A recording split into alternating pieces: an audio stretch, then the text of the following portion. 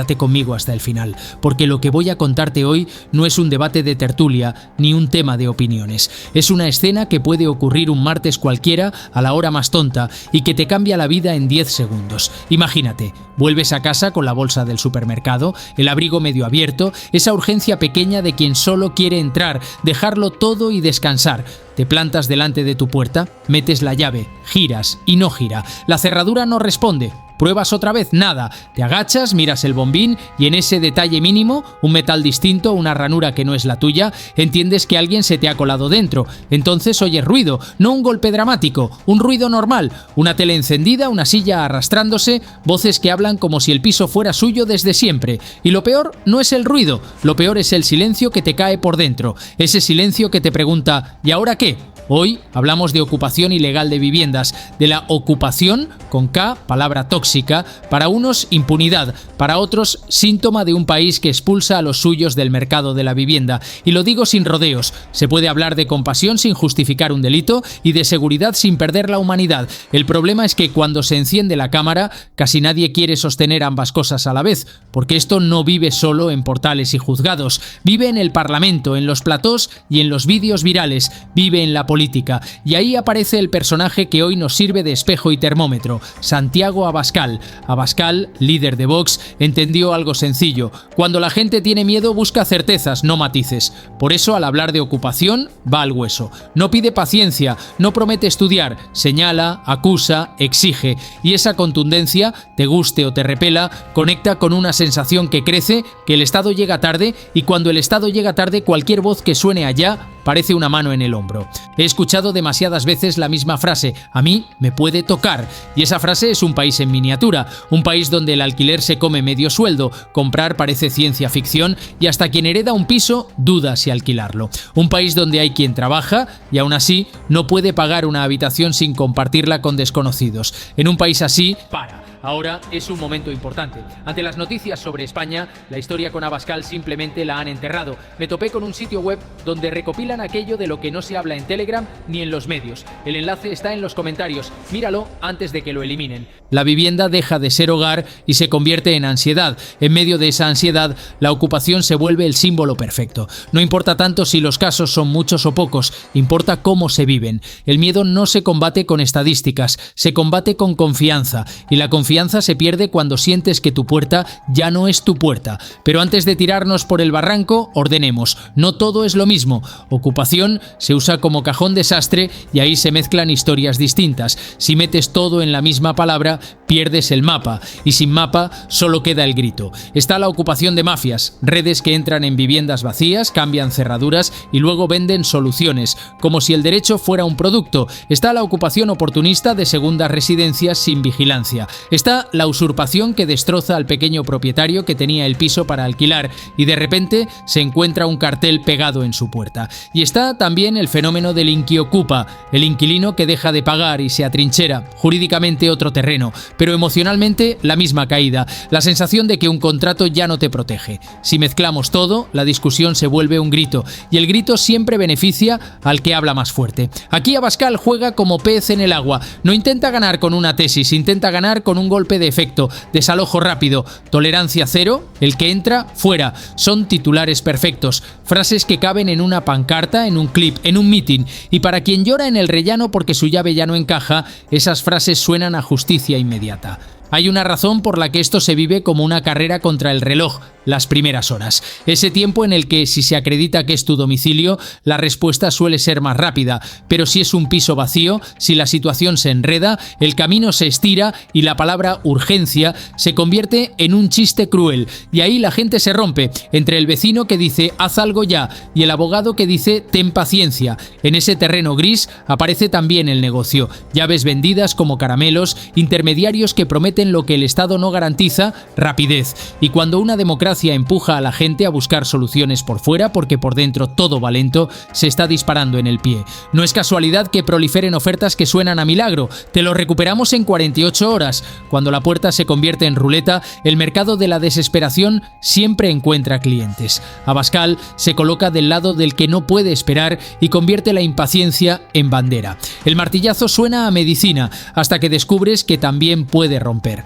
porque llega la pregunta incómoda: ¿cómo haces un desalojo exprés sin cometer injusticias? ¿Quién decide en horas si es ocupación ilegal o conflicto civil? ¿Cómo evitas que la urgencia se convierta en abuso? El Estado de Derecho no existe para fastidiarte cuando estás desesperado. Existe para que nadie pueda echarte de su casa con una decisión arbitraria. Y eso protege al propietario, sí, pero también a cualquiera que mañana caiga en vulnerabilidad. Ahí está la tensión real. Proteger al propietario sin convertir la prisa en atropello. Perseguir mafias sin criminalizar la pobreza. Garantizar seguridad sin apagar la compasión. Una democracia sana tiene que ser capaz de proteger a los dos. Si solo protege a uno, se rompe. Y esto no se arregla con frases duras ni con leyes cosidas a toda prisa. Y aún así, no subestimes el poder del discurso. El discurso crea clima y el clima crea decisiones. Cuando Abascal repite que el Estado protege al que entra y abandona al que paga, dibuja un mundo simple, buenos contra malos.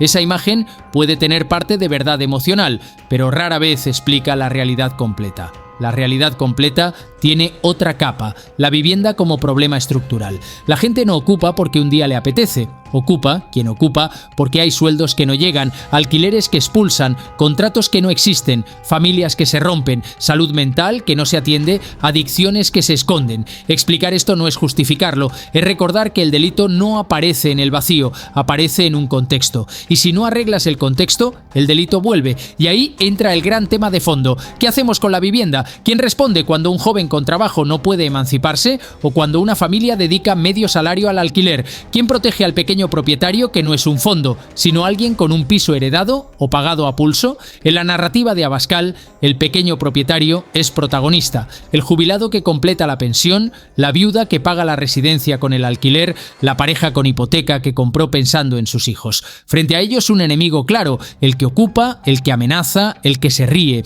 La historia queda lista, la cámara también, pero yo echo de menos un debate que no nos trate como hinchas. El propietario no es villano por tener un piso, el vulnerable no es criminal por no llegar. El fracaso es cuando el sistema no protege a uno ni ayuda al otro, y en ese vacío crecen los extremos. Hay un efecto colateral silencioso y carísimo, el miedo a alquilar. Propietarios que sacan el piso del mercado por miedo a perder tranquilidad, pisos vacíos por precaución, menos oferta, precios más altos, más gente fuera. Y cuanto más gente queda fuera, más tensión. Y más combustible para el miedo, un círculo que se muerde la cola. Perfecto para que la política lo use como gasolina. En ese punto aparece el eslogan estrella: con nosotros esto se acaba. Tiene poder porque no te pide entender la complejidad, te ofrece un final, un botón de reset. Pero los países no tienen reset, tienen juzgados, policía, servicios sociales, presupuestos, burocracia y errores. La parte menos viral es la gestión. Juzgados saturados, procedimientos lentos, falta de medios, normas confusas, competencias repartidas y un parque de vivienda pública que no llega o llega tarde. Mientras tanto, en el rellano nadie quiere oír gestión. Quiere abrir su puerta, quiere sentir que el orden no se grita, funciona. Por eso este tema es un espejo. Refleja la pérdida de confianza en que las instituciones protegen lo básico. Y cuando lo básico tiembla, todo lo demás se llena de ruido. Solución, no hay una sola. Y quien te prometa una sola, te vende un eslogan. Hay que hacer varias cosas a la vez, aunque sea aburrido. Justicia más ágil y procedimientos claros. Persecución real de mafias y de quien se lucra. Protección del domicilio y del pequeño propietario. Medidas que eviten que el miedo saque viviendas del mercado y al mismo tiempo una política de vivienda que deje de ser decoración electoral, vivienda asequible, parque público que funcione, ayudas que no sean un laberinto, prevención de exclusión, mediación y apoyo antes de que todo estalle. Y una idea más, que suena técnica pero salva vidas, reglas simples y visibles, una ventanilla única para el propietario que denuncia, plazos claros, coordinación real entre policía y juzgados y servicios sociales con recursos para actuar sin improvisación. Si el ciudadano necesita convertirse en jurista el día que le cambian la cerradura, ya hemos perdido, porque si solo haces mano dura sin alternativas, desplazas el problema. Y si solo haces alternativas sin ley, incentivas el abuso. En ese equilibrio, incómodo sí, se juega la credibilidad del Estado. Abascal seguirá apretando aquí porque le da identidad, titulares, un nosotros y un ellos. Y porque en un país cansado, la promesa de orden suena a descanso. pero el orden de verdad no es el que se grita, es el que funciona. Y aquí está la trampa. El miedo es un atajo electoral. Convierte un problema complejo en un botón rojo, pero el día que te toca no necesitas un botón rojo, necesitas un funcionario que responda, un juez que tenga medios, una patrulla que sepa qué hacer y unos servicios sociales que no lleguen cuando ya es tarde. Eso no se aplaude en un mitin, pero evita que el país se incendie. Y ahora vuelve conmigo a la puerta del principio, a esa llave que no gira. Si tú estuvieras ahí con la compra en la mano, no querrías un debate ideológico, querrías una solución, rapidez, justicia, un Estado presente, no en un plató, sino en tu rellano. Eso es lo que deberíamos exigir, gobierne quien gobierne y grite quien grite. Un Estado que proteja al que cumple la ley, castigue al que se lucra con la ocupación, no abandone a quien cae y no convierta el hogar en una ruleta rusa. Si este monólogo te ha removido, no te quedes solo con la rabia. La rabia es fácil, lo difícil es exigir soluciones completas y sí, exigir que los políticos, Abascal incluido, no vivan únicamente del incendio, porque cuando se apaga la cámara, la puerta sigue ahí y la llave o encaja o no encaja. Ahora déjame llevarte a otro rellano más caro y con moqueta, el Congreso. Allí la ocupación, antes de ser un problema que se resuelve o no se resuelve, es un problema que se interpreta, y en política la interpretación es medio poder. Imagínate el hemiciclo, cámaras encendidas, gestos ensayados, ministros mirando el reloj, diputados pensando en el titular, sube Abascal al atril, no sube a matizar, sube a tensar, habla de familias expulsadas de su propia casa, de ancianos que tiemblan ante un buzón lleno de notificaciones, de vecinos atrapados entre el miedo y la resignación. Señala al gobierno, el que esté, y lanza el golpe. Han dejado a los españoles solos. No es un diagnóstico jurídico, es un retrato emocional. Yo estoy con tu puerta, viene a decir, y ellos con la puerta de nadie. Y eso, en televisión, es oro. En el otro lado, la respuesta suele ir por otro carril.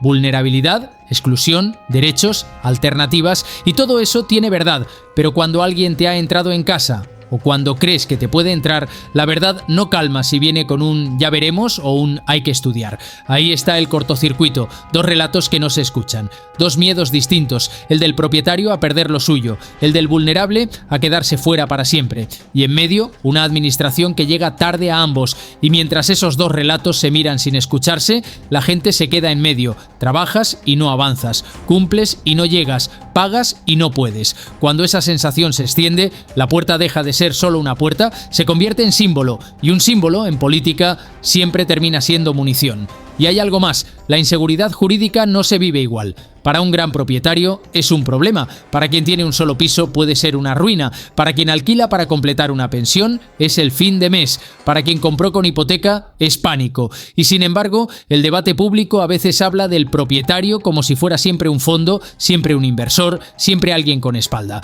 Por eso también crece el temor al inquiocupa. No es una patada a la puerta, es un contrato que se convierte en trampa. Más garantías, más avales, más meses por adelantado. ¿Y quién paga esa subida de barreras? El que menos tiene. ¿Ves el círculo? Miedo a ocupar, miedo a alquilar, alquiler más duro, más gente fuera, más tensión, más ocupación o más miedo a ella. Un carrusel perfecto para el titular. Abascal lo explota entrando en el terreno moral. Premian al que incumple, castigan al que cumple. El riesgo de ese lenguaje es que convierte problemas complejos en juicios simples, pero también hay un riesgo al otro lado, negar o minimizar, porque cuando a alguien le dicen no exageres mientras vive un infierno, rompe el vínculo con las instituciones y entonces aparecen los atajos, empresas que prometen recuperar tu piso en 48 horas, vecinos organizándose sin marco legal, llamadas al hazlo tú mismo, y eso es dinamita. En los barrios esto no es solo propietario contra ocupante, es convivencia, reuniones de vecinos para decidir si cambian la puerta del portal, si ponen una cámara, si llaman a la policía cada noche, si hablan o si callan. Es el rumor, el dicen que, el miedo a represalias. Y donde manda el rumor, la verdad pierde. Por eso importa tanto la narrativa. No solo describe, también ordena. Señalar un enemigo y prometer una respuesta clara tranquiliza. Pero la tranquilidad de un minuto no siempre es justicia. La justicia muchas veces es más lenta. Y precisamente por eso hay que invertir en que sea menos lenta. Más jueces, más medios, procedimientos claros, coordinación real entre policía y juzgados, protocolos que no obliguen a nadie a convertirse en experto legal el día que le revientan la vida. Eso no se arregla con un eslogan, se arregla con gestión y mientras tanto no olvidemos el elefante en la habitación, el acceso a la vivienda. Si trabajar no te permite vivir, estamos fabricando desesperación, y la desesperación es terreno fértil para el conflicto, el abuso y el discurso que promete soluciones mágicas. Por eso, hoy no quiero que te quedes con caricaturas, ni el ocupa como monstruo universal, ni el propietario como rico insensible, ni el político como salvador automático. Quédate con una exigencia sencilla: que el Estado sea rápido donde debe ser rápido y humano donde debe ser humano. Que haya ley y haya alternativa, castigo para quien se lucra, apoyo para quien cae, y que quienes levantan la voz sean capaces de convertir la contundencia en propuestas completas, no solo en gasolina para el enfado, porque cuando termina el mitin y se apaga el foco, la gente sigue viviendo en el rellano, y la pregunta vuelve, implacable: ¿y ahora qué? Y esa es la exigencia adulta: no comprar finales fáciles, pero tampoco aceptar la resignación. No pedir mano dura como venganza, ni derechos sin recursos como consuelo. Pedir un Estado que funcione cuando duele, rápido, claro y humano, y que nadie tenga que elegir entre la ley y el miedo. Que la ley sea la salida, que el hogar vuelva a ser hogar, no prueba de resistencia. Para todos, sin excepción. No es tema de bandos, es un deber de Estado. El Estado a tiempo, ya.